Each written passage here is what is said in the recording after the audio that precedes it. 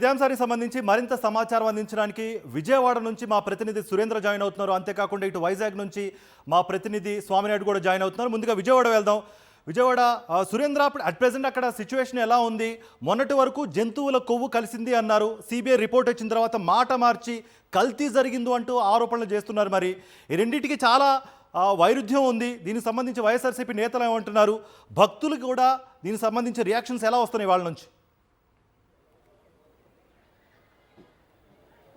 కార్తీక్, పూర్తిగా టీడీపీ ఏదైతే కామెంట్ చేసిందో, చంద్రబాబు ఏదైతే కామెంట్ చేశాడో అదంతా కూడా పూర్తి ఆరోపణలు అంటూ కూడా నిన్న సిబిఐ రిపోర్ట్ తేల్చి చెప్పిన పరిస్థితి. రాష్ట్రంలో ఉన్న ప్రజలకి వాస్తవాలన్నీ కూడా తెలిసాయి. అయితే దీన్ని దారి మళ్లించడం కోసం మళ్ళీ కల్తీ జరిగిందనే ఒక వార్తను మళ్ళీ ప్రచారం చేయడానికి టీడీపీ పెద్ద ఎత్తున ప్రచారం చేస్తుంది. అన్ని చోట్ల బ్యాండ్లు కడుతున్న పరిస్థితి ఉంది. ఈ నేపథ్యంలో వైఎస్ఆర్సీపీ తిరుమతి వెంకన్నకి న్యాయం జరిగింది, న్యాయమే గెలిచిందంటూ ఈరోజు అన్ని చోట్ల కూడా పాప ప్రక్షాళన కార్యక్రమాలు చేపట్టింది. మనతో పాటు ఎన్టీఆర్ జిల్లా అధ్యక్షులు అవినాష్ ఉన్నారు. ఆయన అలా చూడాలి, ఒక పక్క ఏమో సిబిఐ రిపోర్ట్ చూస్తున్నాం, మరొక పక్క ఎదురుదాడికి టీడీపీ చేస్తున్న పరిస్థితి. ఏం చెప్తారు? ఈరోజు దేవుణ్ణి, దేవుడి ప్రసాదంగా రాజకీయాల కోసం వాడుకునే నీచమైన రాజకీయ నాయకులు ఎవరు ఉన్నారంటే అది నారా చంద్రబాబు నాయుడు, పవన్ కళ్యాణ్.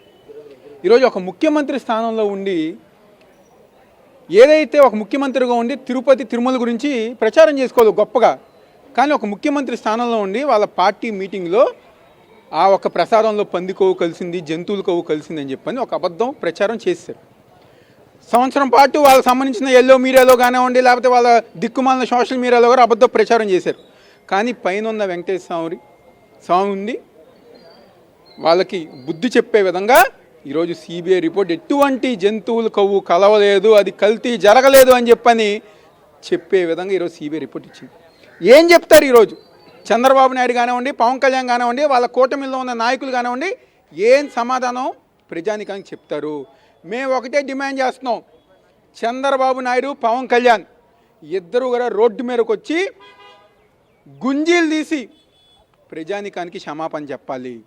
కోట్లాది మంది భక్తులు మనోభావాలు దెబ్బతీసినందుకు క్షమాపణ చెప్పాలి. అదేవిధంగా పవన్ కళ్యాణ్, చంద్రబాబు నాయుడు అక్కడ చెప్పగానే రెండో రోజు విజయవాడ నగరంలో దుర్గుడికి వచ్చారు. మెట్లు కరిగి నాది సనాతన ధర్మం అని చెప్పని ఊగిపోయి ఆయన ఆ రోజు మాట్లాడారు. ఈరోజు మళ్ళీ అదే పవన్ కళ్యాణ్, ఇది ఏదైతే మీరు మాట్లాడింది అబద్ధం కాబట్టి మళ్ళీ దుర్గగుడికి వచ్చి మెట్లు కడిగి ప్రజానికానికి క్షమాపణ చెప్పాలని చెప్పని ఈరోజు వైఎస్ఆర్ కాంగ్రెస్ పార్టీ పాప ప్రక్షాళన కార్యక్రమాలు వైసీపీ చేస్తుంటే టీడీపీ నేతలు అడ్డుకున్నారు, కోతనాడు అడ్డుకున్న పరిస్థితి కూడా కనిపిస్తుంది రాష్ట్ర వ్యాప్తంగా. ఈరోజు రాష్ట్ర వ్యాప్తంగా 170 నియోజకవర్గాల్లో ఈరోజు పాప ప్రక్షాళన కార్యక్రమం చేస్తూ జరిగింది. మా తూర్పు నియోజకవర్గంలో ఉదయం 9ంటికే వైఎస్ఆర్ కాంగ్రెస్ పార్టీ నాయకులు, కార్యకర్తలతో పాటు వెంకటేశ్వర భక్తులు గారు ఈరోజు పాల్గొని ఆ ఒక్క చంద్రబాబు నాయుడికి, పవన్ కళ్యాణ్కి మంచి బుద్ధి ప్రసాదించాలని చెప్పని ఈరోజు లబ్బిపేట వెంకటేశ్వర అని చెప్పంటే మా విజయవాడ నగరంలో చాలా గొప్ప గుడి. వెంకటేశ్వరకి చాలా భక్తులు, ఈ వేలాది మంది భక్తులు వస్తారు. ఈరోజు ఆ భక్తులతో ఈరోజు మా వాళ్ళందరూ గారు వచ్చి ఆ ఒక నాయకులకి బుద్ధి ప్రసాదించాలని చెప్పని ఈరోజు ఇచ్చేసం జరిగింది. ఏంటి వాళ్ళు చేసేది? వాళ్ళ ఎల్లో మీడియాలో అబద్ధపు రాతలు, ఉదయం లెగుస్తే వాళ్ళ ఎల్లో మీడియాలో అబద్ధ ప్రచారాలు, సోషల్ మీడియాలో మరీ దిగజారిపోయి అధికారం ఉంది కదా అని చెప్పని అబద్ధపు హోర్డింగ్లు పెట్టేస్తున్నారు. కొంచెమన్నా సిగ్గు తెచ్చుకోండి. మీరు చెప్పిన అబద్ధం ఈరోజు బయటకు వచ్చి క్షమాపణ చెప్పి మేము చెప్పింది అబద్ధం అని చెప్పని మీరు చెప్తే ప్రజానికం ఇచ్చేస్తారు.